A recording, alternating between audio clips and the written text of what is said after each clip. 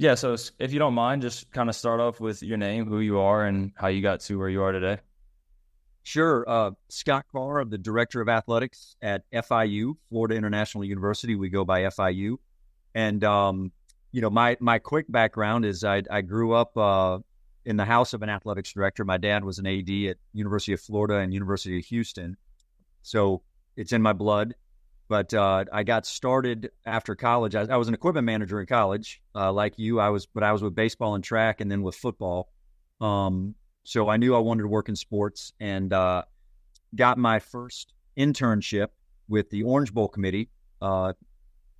Ironically, here in Miami. So it's my second stint in Miami now. But started at the Orange Bowl committee. Was there for 4 years, and then wanted to get back on a campus. So I went to Southern Miss. I was at Southern Miss for 8 years.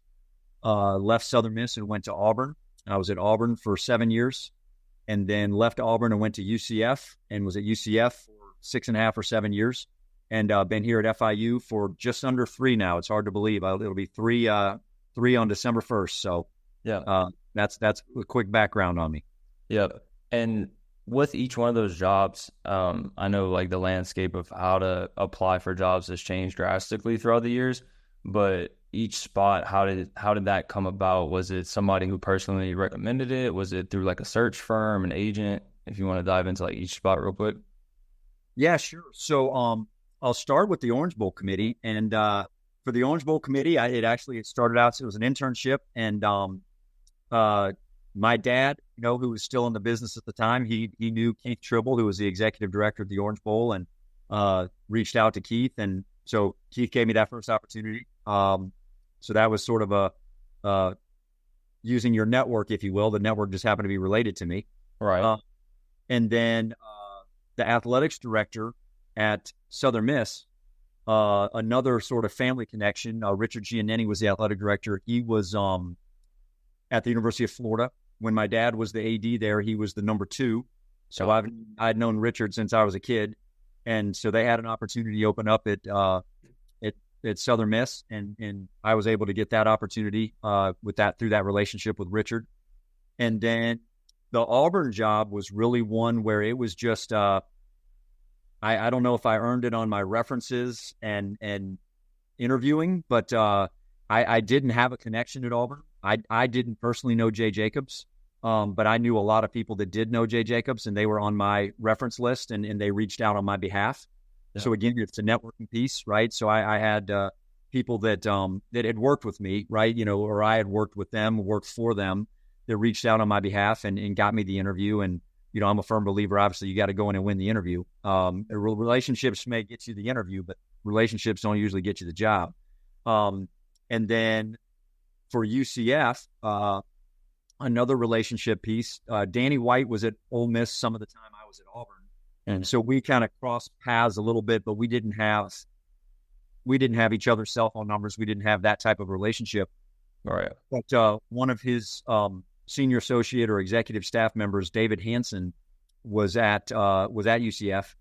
David and I worked together at Southern Miss, right? So we knew each other and had always stayed in touch, had been friends. We actually were in college together before Southern Miss.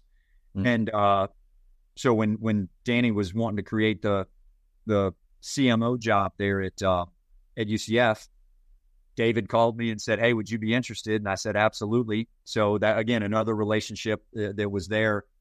And then with the job here at FIU, it was one of those where, I actually reached out to the search firm. But it was, again, I'm sure there was some relationship things because as I mentioned earlier, I had been at the Orange Bowl committee for 4 years. Right. And, one thing that's great about working at the Orange Bowl committee is there's a lot of very successful, prominent people in the Miami community that are on the Orange Bowl committee. So I still had a few of those relationships and reached out to a couple folks with the Orange Bowl committee and had an opportunity to get the interview here. And again, I assume I earned it in the interview, right? It wasn't just somebody saying, hire this guy. But I think the common thread through all of those is it's somewhere in there was a relationship, whether I knew the person that was going to be hiring me or whether I knew people really well that knew the person really well. It was certainly relationship based to at least get you to that interview. Right. Absolutely. And for each one of those jobs, it's not always necessarily easy leaving the spot you're currently at. What are you things that you look for whenever exploring another job opportunity? Do you call certain people that have worked there?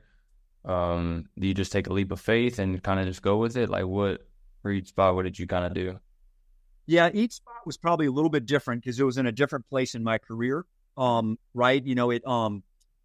Taking the job at the Orange Bowl committee, I had just been an equipment manager at Florida with the football team as a GA, and we had gone to the Fiesta Bowl and we had gone to the Sugar Bowl. So I was really into the bowl games, right, of these big time bowl games, and I just thought it was awesome. And so the Orange Bowl was something that I was really excited about getting into the bowl business at the time.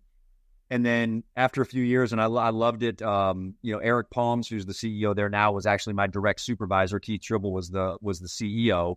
Eric was the COO. But really enjoyed working with Keith and Eric, and loved it. But I missed being on a campus. I missed having a softball team to cheer for, or women's basketball team to cheer for, or men's basketball team to cheer for. There's you really didn't have that when you're at the Orange Bowl. It was just really a football based situation. So wanted to get back on campus, and so was just really excited about the opportunity at Southern Miss. I know we were talking offline a little bit about this. I knew Southern Miss would be a great, really first on-campus job because I'd get to wear a lot of hats. I'd get to see a lot. I'd get to be involved in a lot, which, I learned so much so fast at the Orange Bowl committee, thanks to Eric and Keith. But I knew that I'd get to see a lot being at Southern Miss. And so really loved it at Southern Miss. I would have thought that I was never going to leave there. And when the Auburn opportunity came up, it was just one of those where you're going, okay, I've been at a bowl game. I've been at the time we didn't use the term G5, right? But, I've been at Southern Miss for a while. Yeah. Dealt with an $18 million budget, right? It'd be great to go to a bigger brand, an SEC school, see what it's like there with a 85,000, 87,000 seat stadium instead of a 30,000 seat stadium, right? Just kind of see how they operate in the SEC. So that was strategic in the sense of, hey, this could be a great opportunity. It was a new position. They were Auburn at the time was probably not as cutting edge on the marketing and communication side is where they probably should have been. So that excited me. I like to be at places where I can grow, both as an employee, but also grow the department, grow the programs.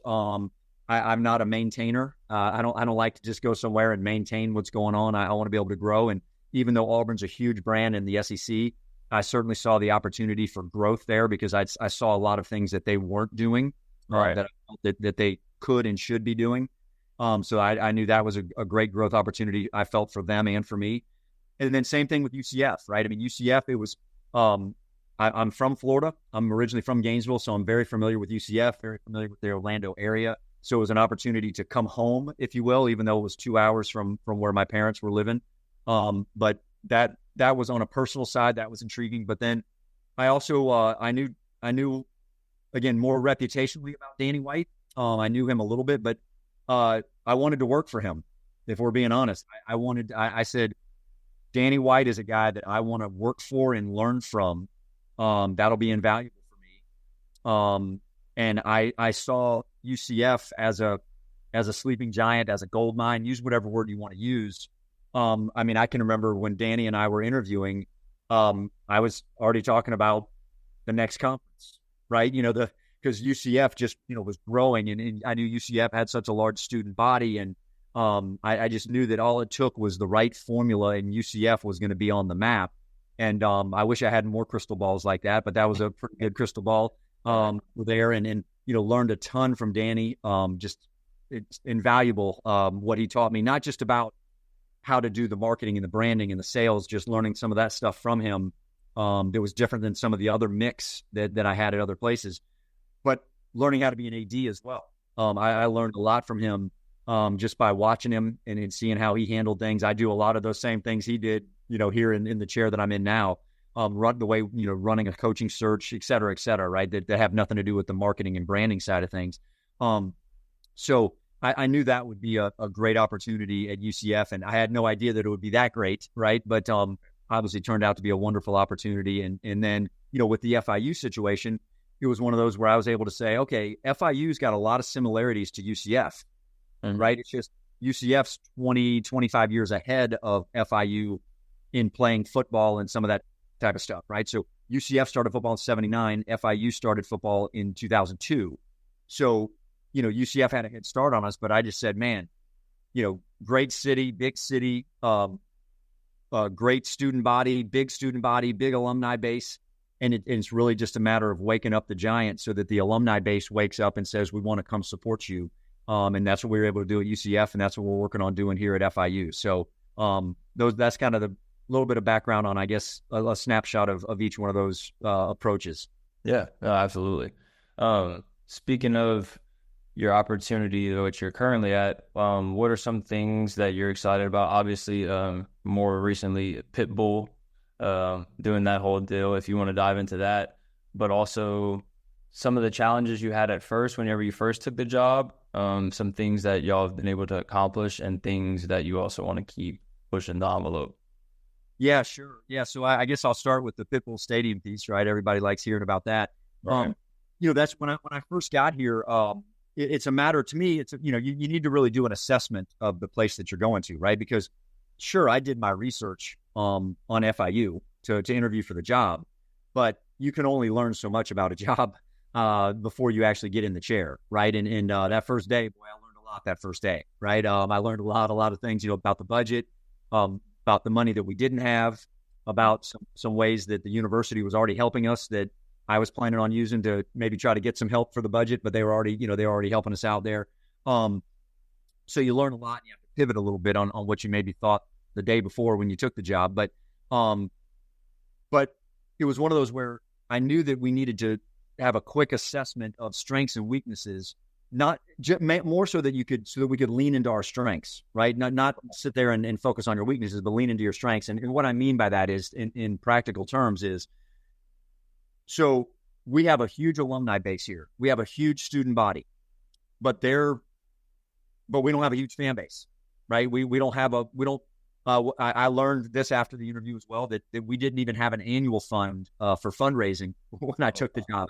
I knew we didn't have a lot of donors, but I didn't realize it was because we didn't even have an annual fund, right? So we had to get that established, right? But so we don't sell a ton of season tickets for our sports, right? Miami is a wonderful city, but it's a very distracted city, right? It's we battle the sun, right? If it's a beautiful day outside, people may rather go to a cafe and have lunch. They may rather go to the beach. They may rather go to the lake. They may, who knows? They may rather go golfing. Who knows? But there's so much to do down here, right? You've got all sorts of professional sports teams. You have the arts. You have other universities that compete down here with you for sports, right? So there's just a lot of competition for eyeballs, for people to come and be a part of what you're wanting to do.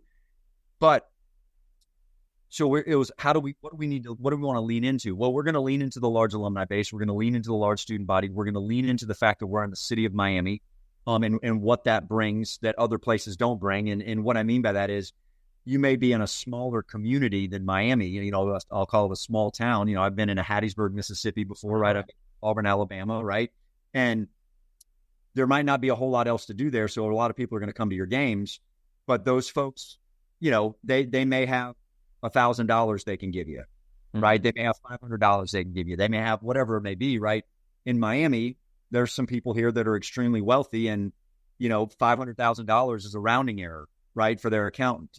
So it's we may be able to lean into some of that type of thing, where we can get some people that, instead of getting 500 people to write $1,000 check, we might get one person that just writes a $500,000 check. You accomplish the same thing, right? It's just you did it in a different way. And so we knew we needed to lean into those things. We knew that we needed to generate more revenue. I knew that when I was interviewing for the job. And so within my first 2 months, there was somebody here that was just over all of external. So they were over marketing, communications, ticket sales, sponsorship. We work with Van Wagner, so they were the liaison with Van Wagner. They were over all of it. And I said, we need too much revenue, and we need our brand to grow, that we need a CRO and a CMO. Right. So the person that was here, I had him shift over to just be the CRO, and we hired a CMO. again, to do both, right? So the CRO, he and I are talking and just saying, hey, we need to generate a lot more money. Let's go after the big chunks first, right? I mean, it's great if you go get a $5,000 sponsor. That's great, like, okay, but let's go after some big chunks, right? And so, shortly after I was here, so call it 6 months, we were talking about what that looked like, and of course, we talked about the football stadium because it wasn't named at the time. So, just saying that's a big, valuable asset that we could go after. Now, we weren't thinking we could get $1.2 million for it, just being honest, right? That wasn't that wasn't the number he and I were thinking. We were thinking more than that. But it was one of those where, as we were talking about it, we were just saying, okay, we're in Miami. He's from Miami, our CRO. What can we do because we're here? No. And it was, there's a lot of celebrities, right? There's people like Pitbull, Mr. 305, right? And we kind of laugh, boy, wouldn't that be incredible if we could get somebody like that to name the stadium, right? Well, mainly him, but, me working with him some, but, a lot of his creativity and ideas put together a package that we were able to get. I won't bore you with the long details, but we were able to get a package in front of him, in front of Armando Pitbull. And it took well over a year to kind of get everything finalized and all that stuff. But he was on board pretty much at the beginning, but it was just a matter of trying to figure out what made the most sense in pinning everything down. But we knew that we needed to do that. We knew we needed to generate revenue. Well, we knew we needed to build the brand as well, right? Well, one of the best ways to build a brand is to win. Okay. Well, I knew that we were inheriting a situation here where it was going to take years, not months, to get a program to where it could, be a competitive program. Some of that was going to require financial resources, right? And there was a lot of other things to it as well. But it was, well, we're not going to wait to build the brand until we win. We're going to start now.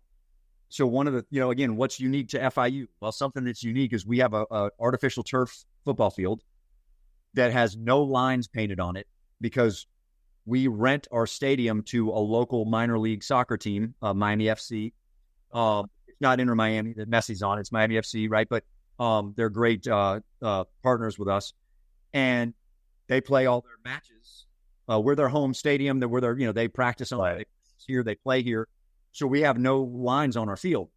Well, there's an opportunity, right? So what we did was year one, we spent, I don't know, $16,000 on a bunch of different stencils and some different colors of paint. Mm-hmm. And we said, hey, we're going to be the only school in FBS that has a different field design every game, right? Everybody has a different uniform design these days. I mean, not everybody. Penn State and Auburn, there's a few traditional, Alabama, they don't really change their football uniforms, but a lot of people change their football uniforms. Well, we do that too now, but year one, we knew that we could start making a little bit of noise in the branding just by doing the field, right? Then we saw that first year that people really liked the Vice theme. We're in Miami Vice. They liked the Vice theme. So we doubled down on the Vice theme. And for the next year, we did Vice theme uniforms, right? And we almost broke the internet when we announced, when we put it out on Vice theme uniforms. And all of a sudden, people are paying attention a little bit more to FIU. Again, we still need to win, but we're going to build the brand while we're working on the winning, right? And so then, of course, the Pitbull Stadium, that's a whole nother level of the branding that we were able to get done. Got it, yeah. And then you talked about kind of taking your staff and building it. You hit on that a little bit. Can you go a little deeper in, because obviously with NIL and the way things are changing, there's going to be a lot more jobs created or shifted around just based off of that. How are you doing that with your staff? And also, who do you, you're busy, 7 days a week. It's a lifestyle. How do you have the time to find who your next people are to get on your staff? Or who do you go to? Yeah, sure.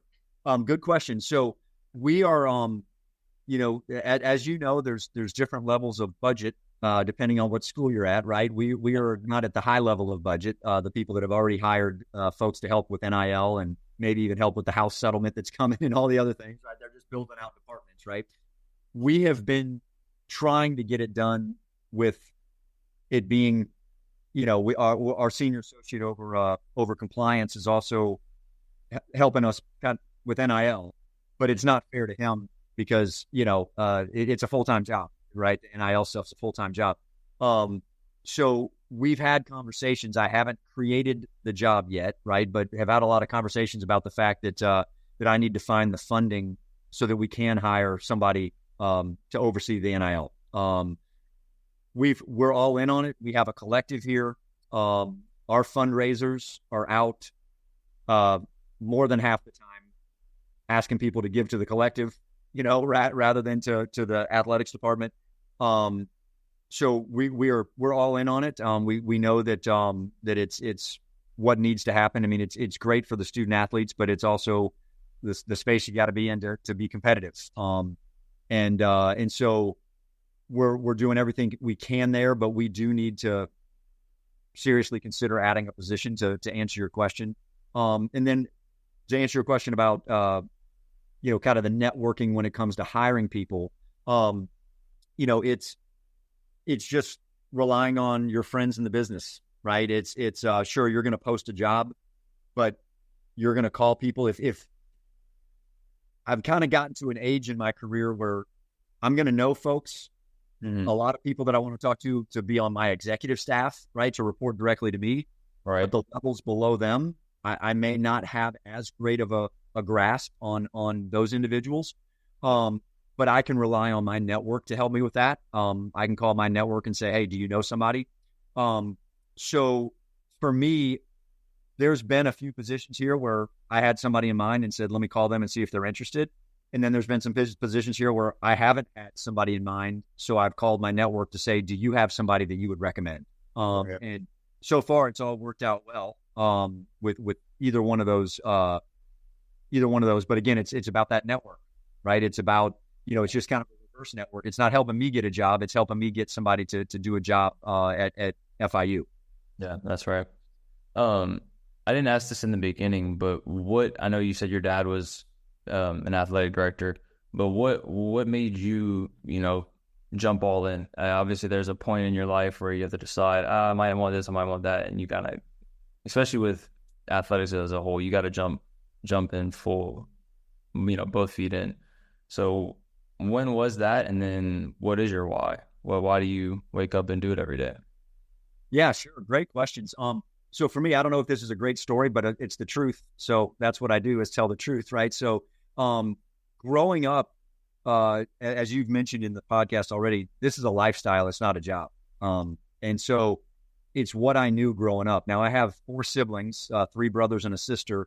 They all went the complete opposite direction of college athletics, right? They were like, forget that, right? Yeah. We're not doing that, right? We want to be home. We want to be home a little bit more than that, right? But for me, I loved it. I mean, it could be a Sunday after church, and my dad was going to run up to the golf tournament, right, just to kind of show his face. Hey, Dad, can I go with you? Right? I mean, if he was running over to catch a baseball game, hey, Dad, can I go with you? This goes back as long as I can remember as a kid. I was his son that just always wanted to be on his hip at sport. I mean, swim meets, golf tournaments. I mean, not just the football games and the basketball games, right? People would think, oh, sure, you went to those, but I mean, I would go to all sorts of sporting events with him and just loved it. So for me, I think sports was just kind of in my blood that way. But when I went to college, I told my dad, I said, I don't know if I want to be a broadcaster, a sports broadcaster, or if I want to be an athletics director, right? I knew college athletics was my thing. When I was talking about sports broadcasting, of course, what was on my mind was ESPN. I'm a few years older than you, Bryce, so ESPN looked a little different back then than it does now, right? But same concept, right? And I don't know if there was anything else competing with ESPN at the time back then, right? But I wasn't sure which route I wanted to go, and so that after the first year of college, I don't really remember what clicked for me that had me say I want to be an AD instead of a sports broadcaster. I don't have a recollection of exactly what triggered that, but I just remember like it was yesterday calling my dad and saying, hey. Not on a cell phone, by the way, but calling my dad on a phone off the wall, right? And saying, Dad, I want to be an AD. And he said, okay, we'll start mapping that out. He's the one that told me get a business management degree or business marketing, not a sport management degree. He said, if you can always fall back on a business degree and you can get your master's in sport management, right? But so we started just kind of mapping it out that way, if you will, right? Right then. So that was my story of getting into this initially. My why, so I have a life purpose statement. So my life purpose is to positively impact the lives of others. So Right. that's kind of the short, that's my why, to positively impact the lives of others. But Yeah. then I add on the end of that other things like for Jesus, right? I'll add on the end of that through college athletics, right? Right. Positively impact the lives of others through a college degree, right? Because for me, when I say college athletics, there's nobody that wants to win more than me. I want to win in everything. I am a competitive guy, right? Right. I want to do it. Winning for me is also seeing young people that weren't going to go to college. They're the first time in college, or excuse me, first generation in their families. Nobody else in their family's gone to college. It's not a thing growing up for them, but they go to college because of college athletics, and they end up getting a degree. And then you see them 10 years later, and you meet their family, and they're successful business people, Right. and that's what that drives me, right? I tell people all the time, there's lots of pro sports here in Miami. They'd be wasting their time calling me asking if I'm interested in a job. I'm not interested in pro sports. It's for Yeah. me, if the educational piece is not a part of college athletics, it'd be hard for me to be a part of college athletics, because that's how much the college education means to me. So that's my why. And again, you positively impact the lives of others as a husband, as a father, as a neighbor, right? Et cetera, as a brother, as a son, just whatever it may be. That's my why. That's what drives me. It as much as I want to win. I woke up at 2:30 this morning. Just eyes popped open, just thinking about the football game Saturday. Right? I mean, so I want to win, but at the end of the day, I want to have that positive impact. Yeah, absolutely. And then with college athletics changing, like you said, it's changed when you were in college and all the years throughout, and then you look in the past 5, 6 years, it's night and day of the difference. Um, and I truly believe that it's not going to change. That's going to keep evolving, like you said, with the House settlement and Congress probably needing to step in at some point. Where do you see? I know you said there's no crystal ball, but if you had to guess where we're at in 5 to 10 years, what does college athletics look like? Sure. That is a great question. I mean, I can share this story. I can remember my dad was the AD at Florida, and I think he was the AD either like 1980 to 86, right? So I'm probably middle school age at the time or whatever. And I remember him just randomly talking to me about college athletics and saying, Scott, it's one of these days there's going to be a super conference. And I'm like, what are you talking about, Dad? Right? Because all I knew was the SEC at the time. And, of course, at the time, there wasn't South Carolina, there wasn't Missouri, and you're going, what do you mean? Because as a kid, you're going, Florida's in the SEC. These are the teams in the SEC. Nothing's going to change, right? Like, why would it, right? Yeah. As a naive kid. So I always go to that story and joke, it still hasn't happened, but right, people are saying that even more today than they were back in 1980, whatever that year would have been. Let's call it about 84, just to go meet in the middle, right?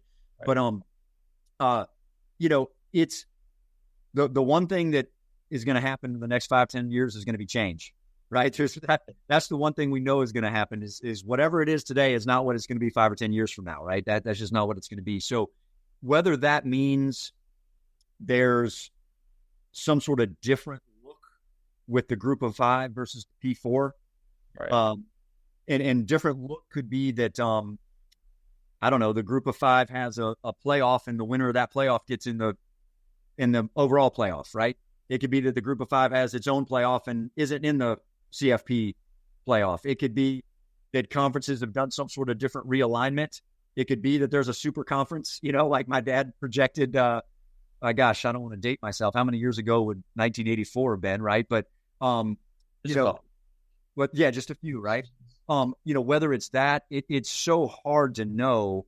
Yeah. But, what I'm hopeful for is whatever it looks like 5 or 10 years ago, the educational component is still, a part of that. And, Right. and then from there, it looks like what it looks like, right? I mean, I'm a traditionalist. I'm 52, so I've been in this thing a long time. So change can be hard for guys like me sometimes too. And you would just hate to see the college basketball tournament, March Madness being different, or the College World Series or Omaha or something being different, or just that's just, again, that's the whole Yeah. vanity, if you will, right? Those are just such special events, right? And football has changed, though, right? We went from no playoff to the BCS championship that was kind of like a playoff, to the 14 playoff, now to a 12-team playoff. So, we've rolled with the change in football, and I think everybody, I would assume people like the 12-team playoff better, but we haven't actually had it yet, right? It hadn't actually happened. But, I think just the access that everybody has, even the group of five, that everybody has a shot, right, to win that national championship. Some are going to have a better percentage than others, right? Don't bet on it, but you can check with Vegas on who they think has better chances than others, right? But I know it's just going to look different. I'm not trying to skirt the answer. I wish if I could give you the answer, I'd be a wealthy man and a very successful athletic director if I knew the answer, right? But I just know it's going to change, and we all have to be open to the change. I just hope that we in the next 12 months or so can get some of this antitrust and Title IX and all the lawsuits, just get it all figured out to truly be able to say, here's what it's going to be for the next 10 years, and you can truly operate in this model, right? Like, just give us that, and we'll all figure it out. It's so hard when it's, hey, this is what it's going to be, and then 6 months later, oh, just kidding, it's going to be that, and 8 months after that, oh, kidding again, it's this. It's so hard to just try to we're I think most of my peers like myself, we're planners, right? I mean, we want to have a 3 to 5 year strategic plan, and right now it's hard to have a 3 to 5 hour strategic plan, and so it just changed. I was looking at our strategic plan this morning that we did 2 years ago, and we have NIL in there, but it wasn't one of our 6 strategic pillars. It would be one of our 6 strategic pillars right now. I mean, like, it's, that's a standalone deal, right? Now we're operating, we've pivoted, right? You plan and pivot. We're operating as though NIL is that important, no matter what the strategic plan says. But, I got a chuckle out of that. I'm like, we had NIL in there, but, when you're working on something summer of 22 and NIL really hasn't become what it is today, that's how quickly that changed.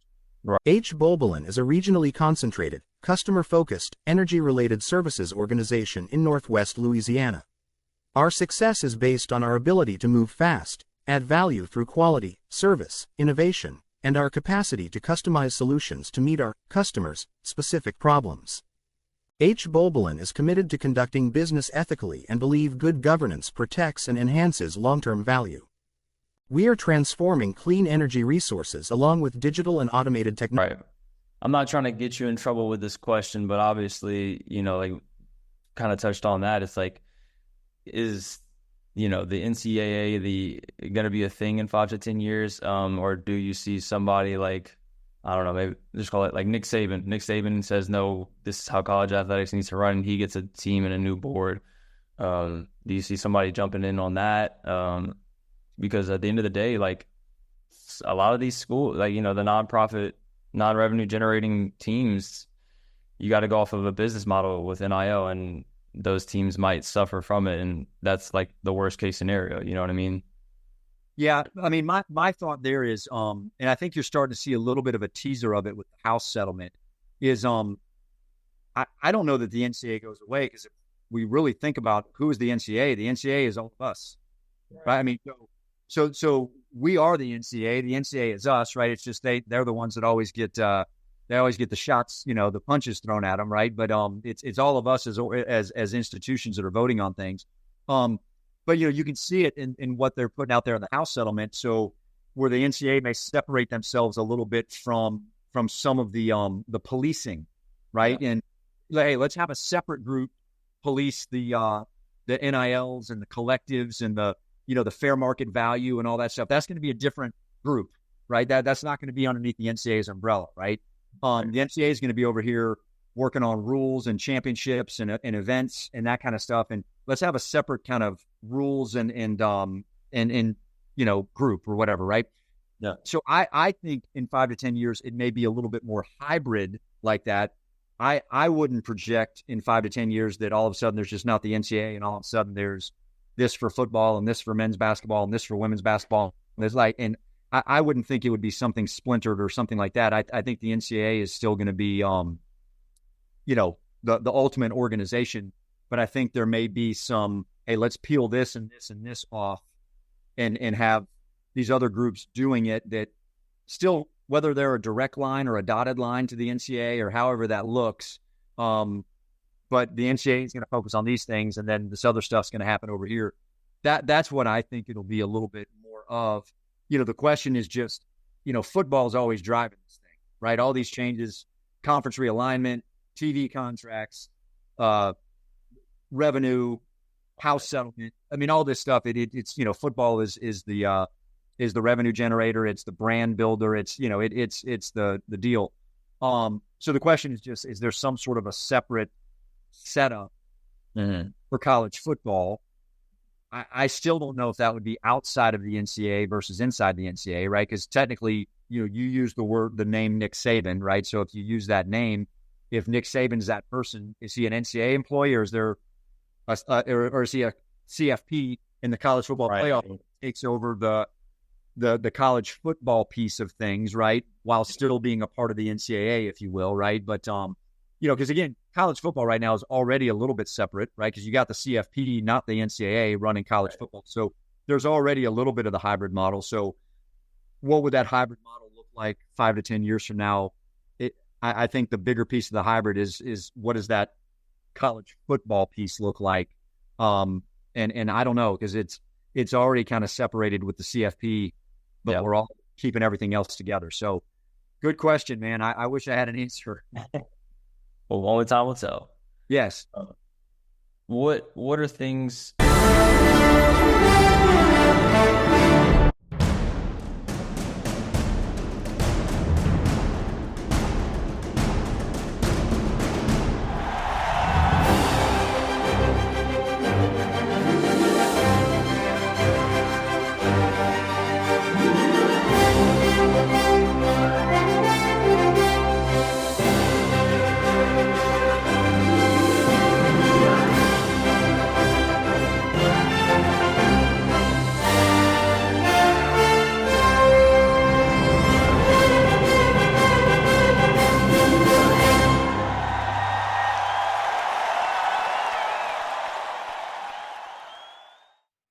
That you and your staff do, especially with the NIL, financial literacy, things of that nature? What are all those things that y'all are covering to ensure that your student athletes are very prepared and having the best college experience today? Yeah, absolutely. I mean, that we're doing those things, right? We're having people come in and talk to them about financial literacy and taxes and all that type of stuff, just to make sure they understand what's going on. Again, we're being as active as we can in the NIL space. I mean, we work with Influencer, and we've got, the dashboard, right, where sponsors can come and get with our student athletes. We're working with Influxer on the merchandising side, right? So our student athletes, if people want to buy their merchandise, they can make some money off of that. We're with Adidas. So Adidas has some NIL things that our student athletes can voluntarily sign up for and make some additional revenue on that. We're doing a little bit on Alston. We can't fully fund it, but we're doing what we can for Alston.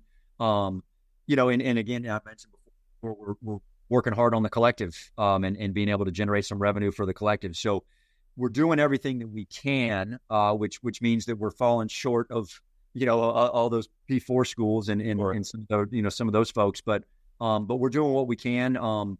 We've been trying to upgrade, we've been upgrading some facilities and really starting with where they impact our most of our student athletes, right? So in other words, we're just waiting on the equipment to get here, and we'll have another weight room here in our basketball arena that'll, help alleviate. We've got one really nice, big, I think it's 14,000 square foot weight room, which is really nice and phenomenal, but we got 17 teams, right? So, having another weight room that can at least handle teams that are 22 or 25 and below, in roster size. We'll have another weight room for that.